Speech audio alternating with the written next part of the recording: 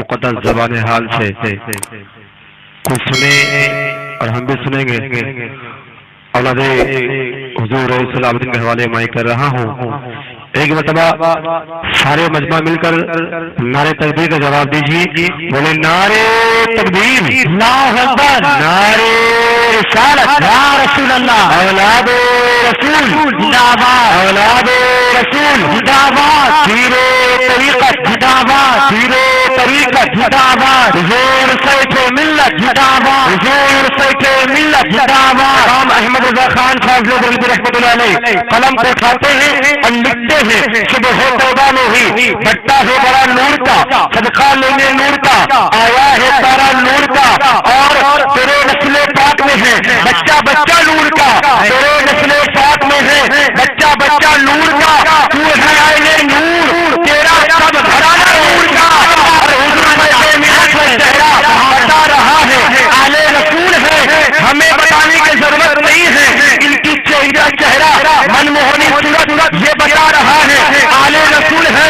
اور خوشبو جہاں جہاں پھیلتی ہے خوشبو بتا رہی ہے جنت کے پھول ہے، اور تمہیں شیر خدا لال گو، تمہیں شیر خدا لال گو، بخاری باغے تمہیں پھول، بخاری باغے تمہیں پھول۔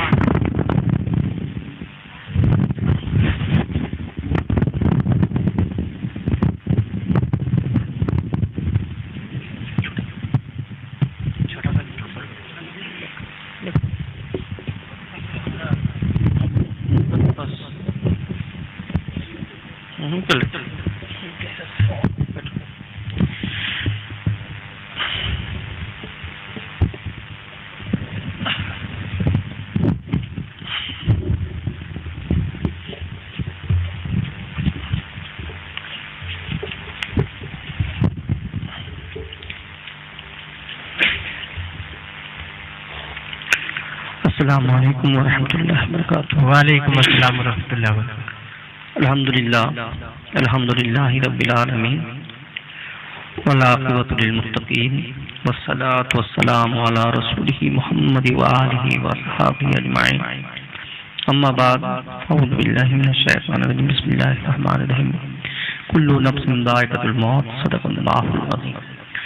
محترم حضرات، میں نے خطبے کے بعد ایک آیت پاک کی تلاوت کی ہے، اس کا ترجمہ اور کچھ بولنے سے پہلے آئیے ہم اور آپ مل کر دونوں جہاں کے آقا حضور تاجدار مدینہ جناب احمد مصطفیٰ محمد مصطفیٰ صلی اللہ علیہ وسلم کی بارگاہ میں سب مل کر محبت کے ساتھ ایک درود پاک پڑھنے پڑھیے، اللہم صلی علی سیدنا حبیبنا نبینا مولانا محمد وبارک وسلم علیہ السلام علیکم یا رسول اللہ صلی اللہ علیہ وسلم۔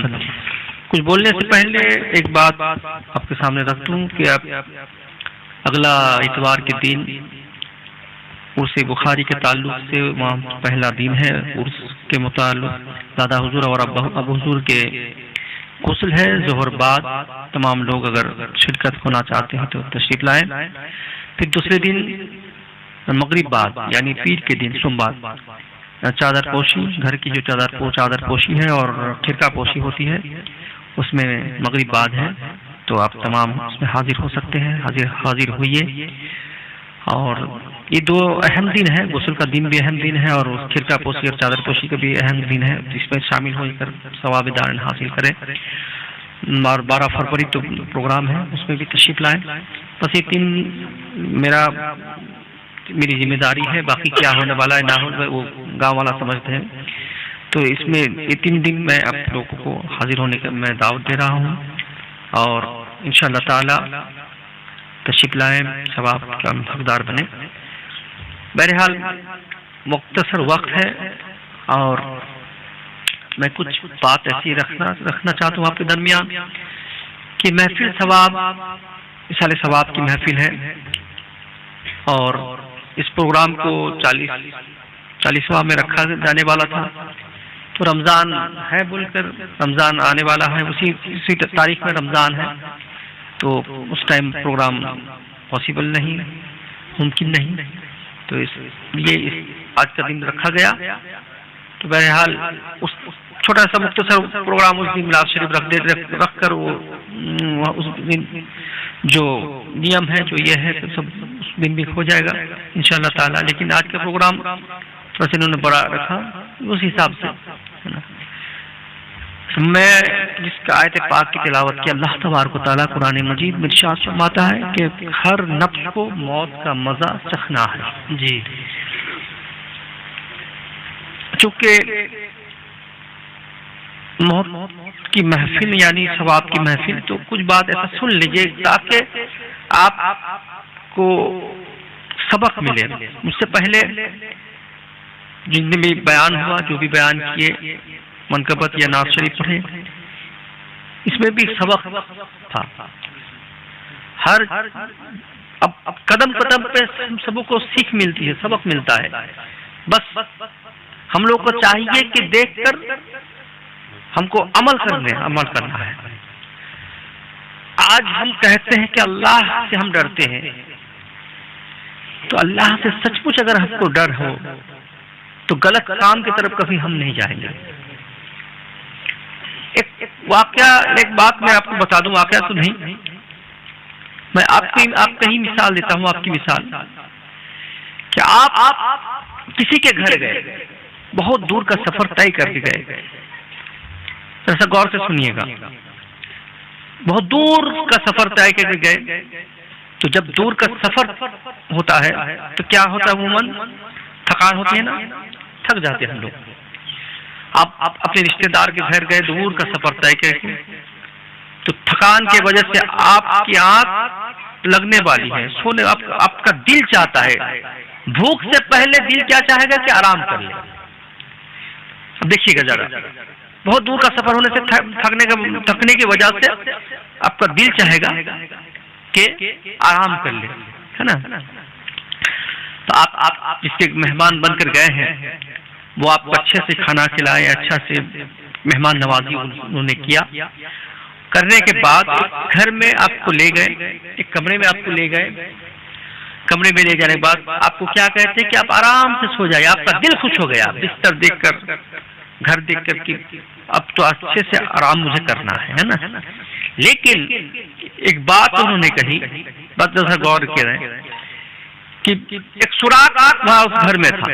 سراغ کو دکھا کر کہنے لگے کہ دیکھیے گا، سو تو جائیے گا، سو جائیے، لیکن اس سراغ کو دیکھ رہے نا، اس سراغ سے کبھی کبھی سانپ نکلتا ہے. آپ کو یہ سنا کر وہ چلے گیا، باہر سے دروازہ لگا دیا. اب کیا محسوس ہوگا آپ کو؟ آپ کی تو نیند آئے گی، آپ کو تو لگ جائے گی، لیکن خیال کیا ہوگا؟ ڈر کیا محسوس ہوگا کہ اس سوراخ جو اس کو کہتے ہیں، جو بنگلہ میں گورتو کہتے ہیں نا، چھید کہتے ہیں، جو بنگلہ میں گورتو کہتے ہیں. تو سوراخ سے کبھی کبھی یہ شک پیدا ہو گیا آپ کو. ضروری نہیں کہ سانپ نکلے گا، سمجھے بات کو. آپ کو شک پیدا ہو گیا، آپ کی آنکھ لگ رہی ہے، لیکن پھر آپ کو خیال لگے گا اگر سانپ آ جائے مجھے ڈس لے. یہ آپ پوری رات آپ سو نہیں پائیں گے اس خوف سے کہ سانپ اگر نکل جائے مجھے ڈس لے میں مر جاؤں.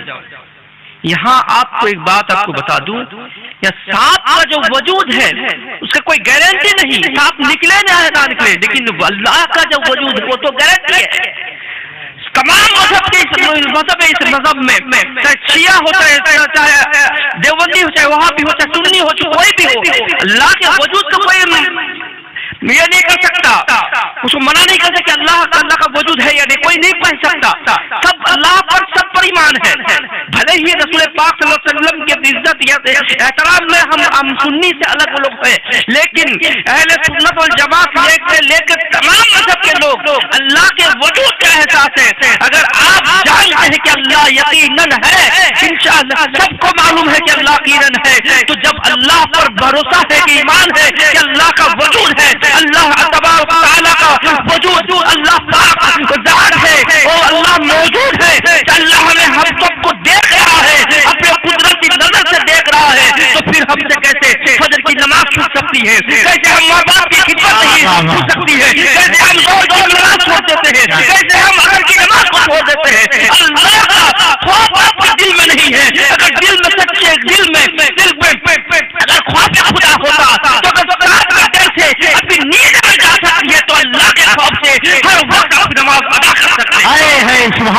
तुम्हारे में नारे तकबीर, नारे रिसालत, नारे रिसालत, पीरे तरीक़त, मुझे से मिल्लत, खालसा है बुखारिया, नारे तकबीर, नारे रिसालत। मोहतरम हज़रात, हम अल्लाह तबारक व तआला की जात हम सबको देख रही है अपनी कुदरती नजर से।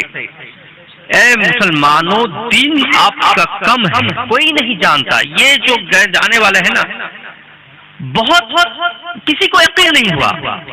कुछ दिन पहले हम ही रास्ता से जा रहा था, मैंने देखा वहाँ खड़े थे वह मस्जिद के पास। वो गाड़ी को जब देखे वो खड़े होकर उठ गए, खड़े हो गए, बैठे थे। वो उसी हालत में उसने सलाम किया।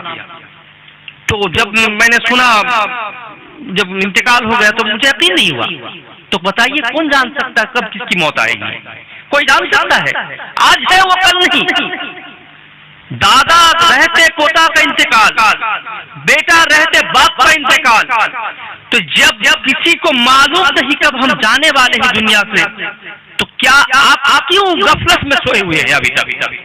मस्जिद खाली पड़ी रहती है, क्लास घर में आप अड्डा मारते हैं, अड्डा जमाते हैं, मस्जिद को जाने की तौफीक हो नहीं रही है। और अल्लाह से कहते हैं, आप अल्लाह से हम डरते हैं? कुछ नहीं डरते आप। डर अगर हो, सचमुच डर होता, तो डर सही मायने में काम कर जाता। जैसे आप सांप के डर से आप सो नहीं पाए, तो बोलिए अल्लाह के डर अगर हो, अल्लाह के आजाद से क्या जानते हैं? जो पढ़े हैं, जो लिखे हैं, जो सुने हैं, अगर सुन ले अल्लाह के आजाद को, तो आप ये कैसे आपकी आंख लग सकती है? फजर की अजान होगी तब कैसे आप ज़ोहर छोड़ सकते हैं? कैसे असर छोड़ सकते हैं? कैसी मगरिब की अजान आप छोड़ सकते हैं?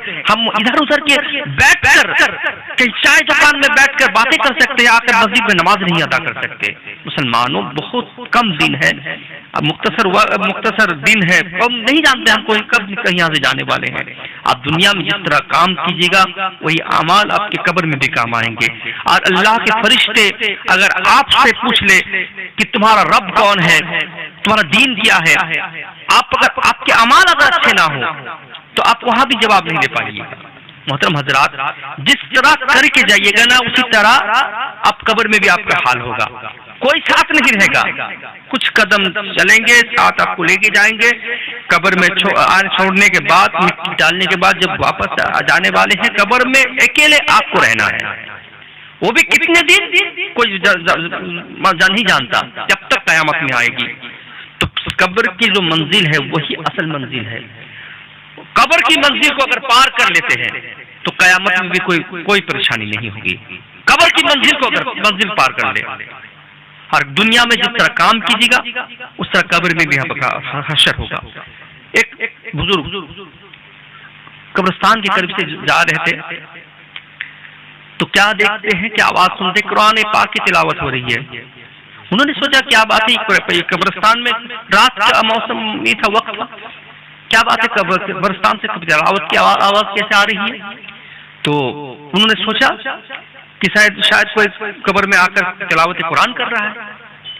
तो करीब इधर उधर देखते हैं तो कोई नहीं है। फिर करीब जाते, कब्र के करीब जाते हैं तो देखते हैं कब्र के अंदर से, बुजुर्ग थे, अल्लाह वाले थे, कब्र के नीचे से कुरान पाक की तिलावत हो रही है। तो उन्होंने करीब गए, वो जाने के बाद देखते क्या वहाँ कब्र में जो मुर्दा है वो कुरान पाक की तिलावत कर रहे हैं। परेशान हुए, ताज्जुब हुए और उनसे सवाल किया कि क्या बात है, आप कुरान पाक की तिलावत यहाँ कैसे कर रहे हैं? कब्र जो है ना, जो इबादतें हैं, चाहे तिलावत कुरान हो, चाहे नमाज हो, चाहे रोजा हो, चाहे हज हो, ज़कात हो, मरने के बाद कोई इबादत आप कर नहीं सकते, कि इबादत आपकी खत्म हो जाती है। जो भी करना है दुनिया में करना है। आप क्या सोचते हैं कब्र में जाकर हम कब्र इबादत करेंगे, नमाज पढ़ेंगे? अभी नमाज नहीं पढ़े तो कब्र में नमाज पढ़िएगा? तो नहीं, ऐसा नहीं होता। जो करना है दुनिया में कीजिए, तिलावत कुरान हो, चाहे कब्र में नमाज हो, चाहे जो भी हो इबादत, अल्लाह की इबादत। तो कब्र मरने के बाद कोई इबादत नहीं है। जन्नत में भी इबादत नहीं है ना, वहाँ ऐशो आराम है, आराम ही आराम है। तो कब्र में जब तिलावत कुरान हो रही है तो उन्होंने पूछा, आप कैसे कुरान, ये तो कब्र है, यहाँ तो इबादत की जगह नहीं है। भाई इंसान उनको सजा मिलेगी या आराम मिलेगा, दोनों में से एक मिलेगा होगा। اگر آپ کے اچھے اعمال ہوئے تو وہاں آرام ہے، اور اگر برے اعمال ہے تو وہاں سزا ہے. تو آپ دو ہی آپ کو مل سکتا ہے، آرام یا سزا. تو انہوں نے کہا کہ نہیں، مجھ کو جب میرا انتقال ہوا تو مجھ کو دفنانے کے بعد لوگ جب چلے گئے نا، سوال کرنے والے فرشتے آ گئے، سوال جواب ہوا، سب ہوا. پھر فرشتے ہم سے پوچھے کہ تمہارا مشغلہ کیا تھا، تمہارا کام کیا تھا جب دنیا میں تھے؟ تو کہا اللہ کی عبادت کرتا تھا، اور سب سے میں جو پسند کرتا تھا وہ تلاوت قرآن تھا، قرآن شریف کی تلاوت تھی. میں قرآن شریف کی تلاوت کرنا پسند کرتا تھا. تو وہ فرشتے ہم کو کہنے لگے کہ سنو، اللہ کا یہ حکم ہے جو تمہاری پسند دنیا میں تھی، اللہ نے یہ حکم دیا تم قیامت تک قرآن پاک کی تلاوت کرتے رہنا. سبحان اللہ، سبحان اللہ. تو جو کام تم دنیا میں کرو گے اگر اچھے کام ہو تو اللہ تبارک و تعالیٰ کا حکم ہوگا کہ قرآن پاک کی تلاوت کرو یا نماز پڑھو، جو بھی ہو.